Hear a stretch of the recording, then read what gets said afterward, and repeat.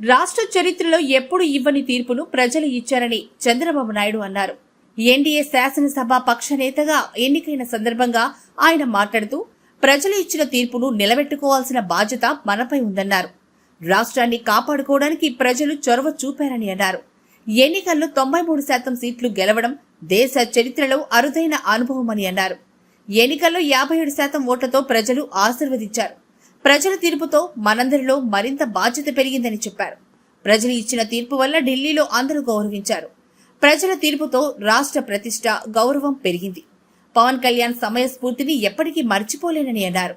నేను జైల్లో ఉన్నప్పుడు పవన్ వచ్చి పరామర్శించారు. టీడీపీ జనసేన పొత్తు పెట్టుకుంటున్నట్టు చెప్పారని అన్నారు. ఇక బీజేపీ, టీడీపీ, జనసేన కలిసి పోటీ చేస్తాయని చెప్పారు. రాష్ట్ర ప్రయోజనాల దృష్ట్యా బీజేపీ, టీడీపీ, జనసేన పొత్తు పెట్టుకుంది. ఎలాంటి పొరపచ్చాలు లేకుండా కలిసి పనిచేశాం. రాష్ట్ర అభివృద్ధి కోసం కేంద్ర సహకారం అవసరం. రాష్ట్రానికి పూర్తిగా సహకరిస్తామని కేంద్ర నేతలు చెప్పారు. ప్రజలు పవిత్రమైన బాధ్యత మనకప్పగించారు. 4వ సారి సీఎంగా ప్రమాణ స్వీకారం చేస్తున్నా. మీ అందరి సహకారంతో రేపు ప్రమాణ స్వీకారం చేస్తున్నా. ప్రతి సంక్షోభాన్ని అవకాశంగా మలుచుకొని ముందుకెళ్లాం. రాష్ట్రంలో చాలా సమస్యలున్నాయి. పేదల జీవితం మార్చేందుకు అందరూ కష్టపడదామని అన్నారు. రాష్ట్రం పూర్తిగా శిథిలమైంది. ఓటర్లు ప్రవర్తించిన తీరు రాష్ట్ర చరిత్రను నిలుస్తుంది. పదవి వచ్చిందని విర్రవీగితే ఇదే పరిస్థితి వస్తుంది. తప్పు చేసిన వారిని క్షమిస్తే అలవాటుగా మారుతుంది. తప్పు చేసిన వారికి చట్టపరంగా శిక్ష పడాల్సిన అవసరం కూడా ఉంది. విధ్వంస కక్ష రాజకీయాల్లో ప్రక్షాళన చేయాలి. నా కుటుంబానికి అవమానం జరిగింది. గౌరవ సభ కాదు, కౌరవ సభ అని చెప్పి బయటకొచ్చా. ప్రజాక్షేత్రంలో గెలిచి గౌరవ సభగా చేసి అడుగు పెడతానని చెప్పా. నా శపథాన్ని ప్రజలు గౌరవించారు. గౌరవించిన ప్రజల నమ్మకాన్ని నిలబెడతానని చెప్పారు. మనందరం ఒకటే గుర్తుపెట్టుకోవాల్సిన అవసరం ఉంది. ఏ అహంకారంతో విర్రవీగిపోయారో ఆ అహంకారం కూలిపోయింది. ఎన్నోసార్లు మనం చెప్పాం, ఏ వ్యక్తికి పదవొస్తే వినయం కూడా అవసరం.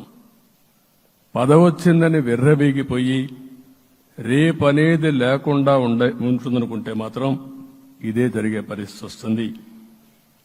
అయితే మీ అందరిని నేను కోరేది ఒకటే, ఇవన్నీ ఒక కేస్ స్టడీగా మీరందరం స్టడీ చేసుకోవాల్సిన అవసరం ఉంది. ప్రజలు బూతులు మాట్లాడే నేతల్ని, అరాచక శక్తుల్ని, అవినీతి పరుల్ని చూశారు. పాలకులంటే ఎలా ఉండాలో చూశారు. ఈ 5 సంవత్సరాల్లో పాలకుడు ఎలాంటి వాడు వచ్చి అర్హత లేని వ్యక్తి ఏ విధంగా ఉన్నాడో చూశారంటే, ఈరోజు ఇచ్చిన తీర్పు ఈ 5 ఏళ్లు పరిపాలించినటువంటి వ్యక్తి యొక్క ప్రవర్తన చూసిన తర్వాత ఇలాంటి వ్యక్తి పాలనకు పనికిరాడనే ఉద్దేశంతో ఓట్లు చేసే పరిస్థితికి వచ్చారు. ఇది నా ఉద్దేశ ప్రకారం ఒక కేస్ స్టడీ అవుతుంది. మనందరం కానీ జాగ్రత్తగా ఆలోచిస్తే. కానీ మనం కూడా అదే విధంగా కక్ష తీర్చుకోవాలి అని కానీ మనం ముందుకు పోతే మనకు కూడా సమస్య వస్తుంది. అదే సమయంలో ఒకటే చెప్తున్నా, తప్పు చేసిన వాడిని క్షమించి పూర్తిగా వదిలిపెడితే కూడా మళ్ళా అలవాటుగా మారుతుంది. తప్పు చేసిన వాళ్లకు శిక్ష పడవలసిన అవసరం ఉంది. చట్టపరంగా శిక్షించాల్సిన అవసరం ఉంది. అదే సమయంలో విధ్వంస రాజకీయాలు, కక్షా రాజకీయాలు కాకుండా ఇవన్నిటిని ప్రక్షాళన చేయాల్సిన అవసరం ఉందని చెప్పి కూడా నేను మీకు తెలియజేస్తున్నా. ఎన్నో సంవత్సరాలు చూశాను కానీ కార్యకర్తలపైన దాడులు, హింసా రాజకీయాలు, అక్రమ కేసులు, వేధింపులు, కడాన సోషల్ యాక్టివిస్టులు కూడా ఇష్టానుసారంగా కేసులు పెట్టి హెరాస్ చేస్తే నిద్రపోకుండా వాళ్ళు కాపాడుకున్నాం. ఇంకొక పక్కన అన్ని పార్టీలకు 3 పార్టీలకు అనుభవం ఉంది. ఈరోజు మీరు చూస్తే ప్రాణాలు తీస్తూ అరాచకంగా ప్రవర్తిస్తూ తెలుగుదేశం పార్టీలో ఒక ఉదాహరణ చూసినప్పుడు అన్ని పార్టీలకు వర్తిస్తుంది. ఏదైతే మన పార్టీకి వ్యతిరేకంగా నేను ఆ పేర్లు చెప్పకూడదు కాబట్టి చెప్పలేదు, కానీ స్లోగన్ ఏమంటే కడాన మెడ మీద కత్తున్న జై తెలుగుదేశం అంటూ ప్రాణాలు వదిలిపెట్టే పరిస్థితికి వచ్చారు. ఇది ఊహించని పరిణామాలు ఇవన్నీ. ఇప్పుడు కూడా కళ్ల ముందర తిరిగే పరిస్థితి వస్తుంది.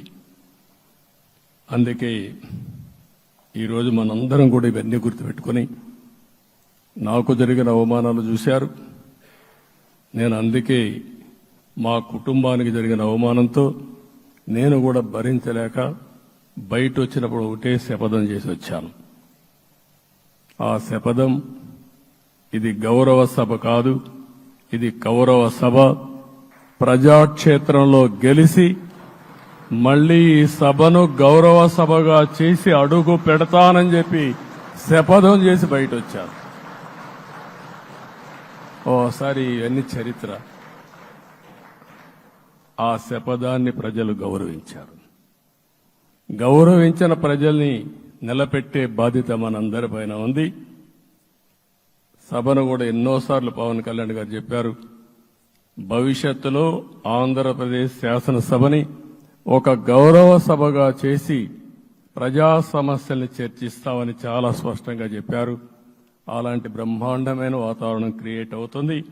దానికి ఒక శాసనసభాపక్ష నాయకుడిగా నేను హామీ ఇస్తున్నా.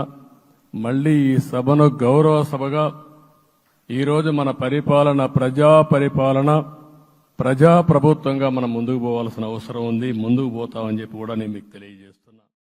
నెల్లూరు నగరంలో అనేక అపార్ట్మెంట్లు నిర్మించి అందరి మన్ననలు పొందిన ఈఎస్ఆర్ ఇన్ఫ్రా ప్రొడక్ట్స్ వారి మరో నూతన apartment Srikala park towers, Annamayya circle, Hanuman junction ఎదురుగా ఆంధ్రప్రదేశ్ రెరా అప్రూవల్ కలిగి అత్యాధునికంగా నిర్మించిన శ్రీకళా పార్క్ టవర్స్ అపార్ట్మెంట్ నందు 2 BHK ప్లాట్లు గృహ ప్రవేశానికి సిద్ధంగా ఉన్నది. కేవలం 2 లక్షలు కట్టి మీ ప్లాట్ రిజిస్ట్రేషన్ చేసుకోండి. SBI అప్రూవల్ కలిగిన అపార్ట్మెంట్. మా ప్రత్యేకతలు: మోడర్న్ ఎలివేషన్, విశాలమైన common area, 100% vastu, generator backup, solar fencing, bank loan సదుపాయం కలదు. బుకింగ్స్ కొరకు సంప్రదించండి. Srikala park towers, Annamayya circle, Hanuman junction ఎదురుగా, నెల్లూరు. ఫోన్ 9849048821 90061655.